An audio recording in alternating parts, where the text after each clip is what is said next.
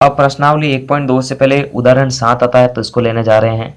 अभाज्य गुणनखंड विधि द्वारा छिन्नों और 404 का एचसीएफ भी ज्ञात करना है और इसका एलसीएम भी ज्ञात करना है। तो अभाज्य गुणनखंड की विधि करेंगे। तो देखिए इनके अभाज्य गुणनखंड करने हैं, जो आपको दो संख्या दे रखी है।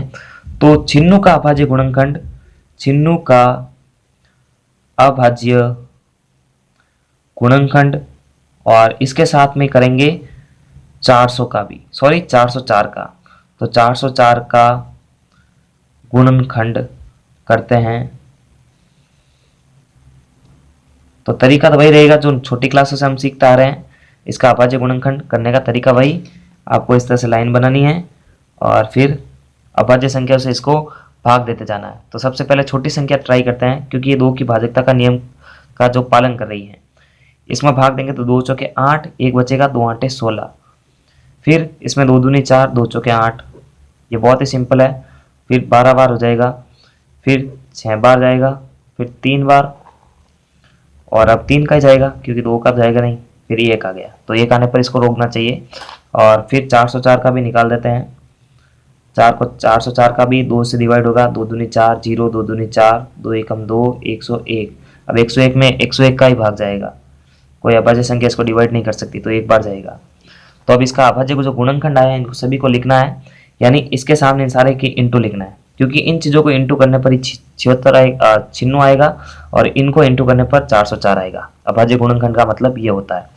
तो छिन्नू बराबर मैं लिख सकता हूँ 2 इंटू 2 इंटू, ये सारे इंटू में लिखना है, तो ये 2 इंटू 2 इंटू 2 इंटू 2 इंटू 2 और लास्ट के अंदर एक 3। उसी तरह 404 का भी अपने को लिखना है। तो 404 में क्या हो रहा है, 2 इंटू 2 इंटू और 101। अब इनको घातांक के रूप में लिखना है। तो ये 2 5 बार है, 1 2 3 4 5, तो 2 की घात 5 इंटू 3, फिर ये 2 की घात 2 है और इंटू में 101।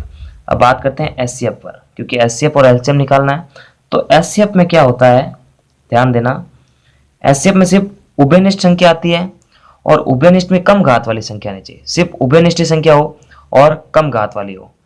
तो लिखता हूं मैं, सिर्फ उभयनिष्ठ, ओनली उभयनिष्ठ होनी चाहिए, प्लस कम घात वाली होनी चाहिए। तो देखिए सिर्फ इसमें उभयनिष्ठ है, इसमें भी 2 हैं, इसमें भी उभयनिष्ठ 2 हैं, और कम घात वाली होनी चाहिए। तो कम घात वाली है ये 2 की घात 2, क्योंकि 2 की घात 5 तो बड़ी होगी, तो 2 की घात 2, इसको सॉल्व कर देते हैं। तो 2 इंटू 2, 2 दूनी 4, ये इसका आ जाएगा एचसीएफ। अब इसका एलसीएम कैसे ज्ञात करेंगे, एलसीएम में इसका उल्टा सिस्टम हो जाता है, लेकिन संख्या सारी आती है, सारी संख्याओं का यूज होता है, लेकिन इसमें थोड़ा सा उल्टा सिस्टम है। इसमें क्या होता है कि संख्या, सारी संख्या आएगी, एक तो सभी संख्या इंटू होगी, चाहे उभयनिष्ठ हो या चाहे ना हो, लेकिन जो संख्या उभयनिष्ठ होगी वो अधिक घात वाली होगी, क्योंकि न्यूनतम घात वाली संख्या तो एचसीएफ में ली जा चुकी है। अब एलसीएम में जो है उभयनिष्ठ होगी, वो सबसे बड़ी घात वाली संख्या उसको लेना है, और प्लस सारी संख्याओं को लेना है। तो देखिए ये उभयनिष्ठ है 2, और इसमें अधिकतम घात है 2 की घात 5, और इंटू ये सारी जो बचने वाली संख्या है, तो बचने वाली संख्या 3 भी है और 101 भी है, तो 3 इंटू 101।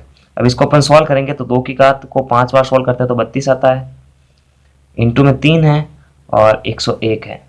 अब 32 इंटू 3 का क्या आएगा, छिन्नू, छिन्नू इंटू करेंगे 101, तो छिन्नू इंटू, अब देखो 100, 101 को मैं ऐसे लिख सकता हूँ 100 प्लस 1।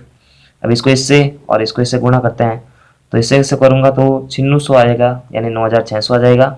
इसको इससे करेंगे आएगा छिन्नू, इसमें जोड़ेंगे इन दोनों को तो छिन्नू छिन्नू, इसका एलसीएम भी प्राप्त हो जाएगा। तो इस तरह से अपन जो है एचसीएफ और एलसीएम निकाल सकते हैं। नमस्कार, थैंक्स फॉर वॉचिंग। और पूरे चैप्टर की प्लेलिस्ट की लिंक आपको वीडियो के डिस्क्रिप्शन बॉक्स में मिल जाएगी, वहाँ जाकर आप बैक टू बैक सारे वीडियोस देख सकते हैं। नमस्कार, थैंक्स फॉर वॉचिंग। आगे आने वाली वीडियो के लिए मैथ्स विद एमपी सर को सब्सक्राइब करें और बेल आइकन को प्रेस करें।